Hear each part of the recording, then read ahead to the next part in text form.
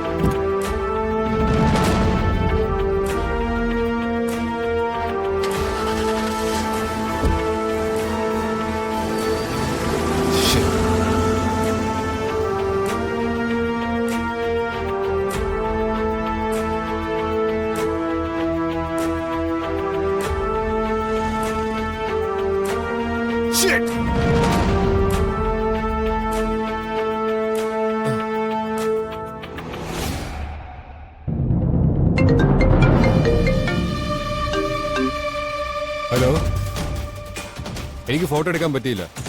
അവര് മിസ്സായി. ഇനിയൊരു വഴിയുണ്ട്, ഞാൻ നോക്കട്ടെ, ഞാൻ വിളിക്കാം. എക്സ്ക്യൂസ് മീ, ഈ CCTV ഫുട്ടേജ് റൂം എവിടെയാ? അത് 3rd ഫ്ലോറിലാ. എന്താ പറ്റി സർ? ഏയ് നത്തിങ്, താങ്ക് യു. എനിക്ക് ആ CCTV ഫുട്ടേജ് ഒന്ന് ചെക്ക് ചെയ്യണം. ഒരു 10 മിനിറ്റ് വിഷ്വൽസ് മാത്രം മതി. നിങ്ങളാരാ? ഞാൻ ഡോക്ടർ രമേശിന്റെ ഫ്രണ്ടാ. പ്ലീസ് ഒന്ന് വേഗം വേണം. ഒരു വിഷ്വൽ നോക്കിയാൽ മാത്രം മതി.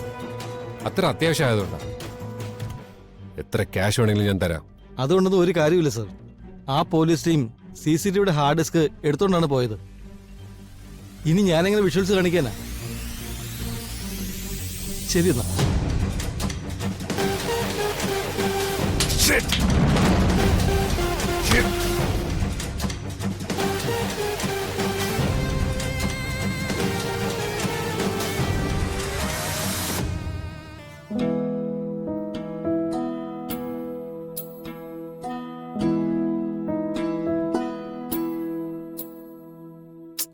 പൃഥ്വി എവിടെയെങ്കിലും ഇല്ലല്ലോ.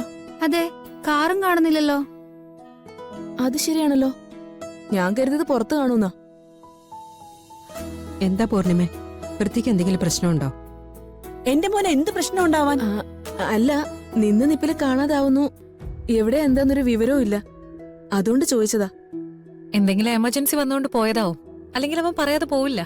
ഇതിത്ര വലിയ പ്രശ്നമാക്കേണ്ട കാര്യമൊന്നുമില്ല. നിങ്ങളുടെ വീട്ടിലെ ആണുങ്ങളെ പോലെ പണിയെടുക്കാതെ വീട്ടിലിരിക്കുന്ന ആണുങ്ങളൊന്നും അല്ല ഇന്ദ്രപ്രസ്ഥത്തിലുള്ളവര്. അതെ, പല പല ബിസിനസ്സുകളും ഇടപാടുകളൊക്കെ ഉള്ളവരല്ലേ. അപ്പൊ ഏത് നിമിഷം എമർജൻസി ആയിട്ട് പോകേണ്ടി വരും. അതിനിങ്ങനെ കരയാനൊക്കെ നിന്നാ അതിനെ നേരം ഉണ്ടാവും. ചെറിയമ്മേ നിർത്ത്.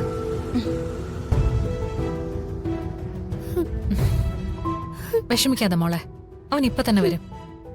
അല്ല ചേച്ചി, വന്ന മുതൽ ഞാൻ പൃഥ്വിയെ ശ്രദ്ധിക്കുന്നതാ. പൃഥ്വിക്ക് എന്റെ അടുത്ത് നിൽക്കാനോ എന്നോട് സംസാരിക്കാനോ യാതൊരു താല്പര്യവും ഇല്ല. ഇതിപ്പോ മാത്രമല്ല, ധ്വനിമോളുടെ ബർത്ത്ഡേ ഫംഗ്ഷന് വന്നപ്പോഴും സെയിം അവസ്ഥയായിരുന്നു.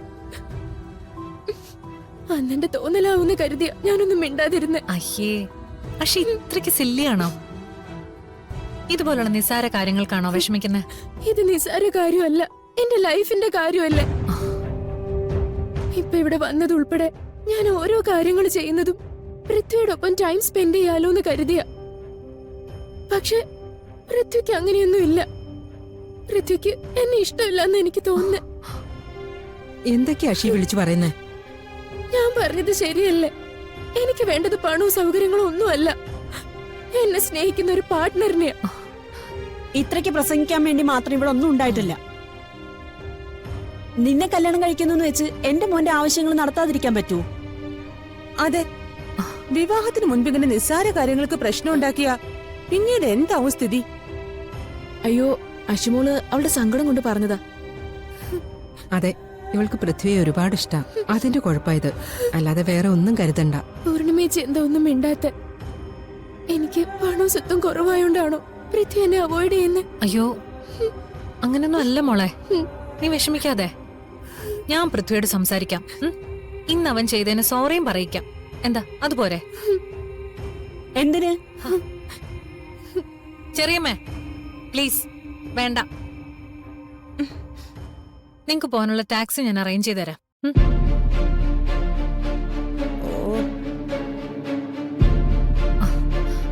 പൃഥ്വി കാരണം നിങ്ങൾക്ക് എല്ലാവർക്കും ഇന്നുണ്ടായ വിഷമത്തിന് ഞാൻ സോറി പറയുന്നു. അതൊന്നും സാരമില്ല, ഞങ്ങൾക്കത് മനസ്സിലാവും. നീ വിഷമിക്കാതെടാ. ഇനിയിപ്പോ സന്തോഷിക്കാനുള്ള സമയല്ലേ? ആ, ദേ വണ്ടി വന്നല്ലോ, നമുക്ക് പോവാം. വാ.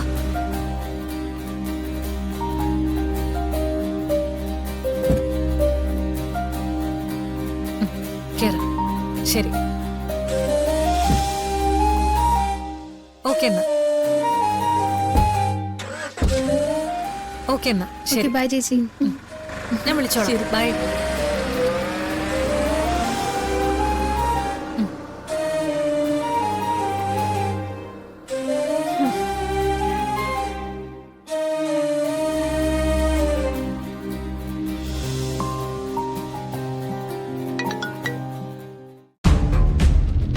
Hello JD. സർ, ഞങ്ങളുടെ ടീം ഹോസ്പിറ്റലിൽ പോയിരുന്നു.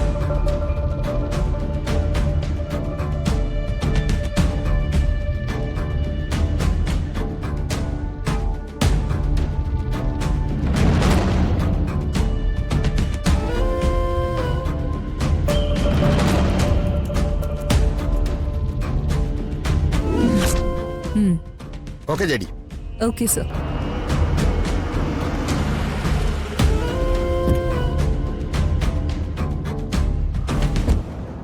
Hi sir. ഹായ്.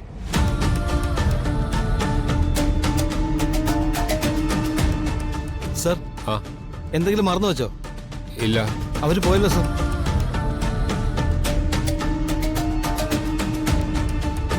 ശരി. ഓക്കെ.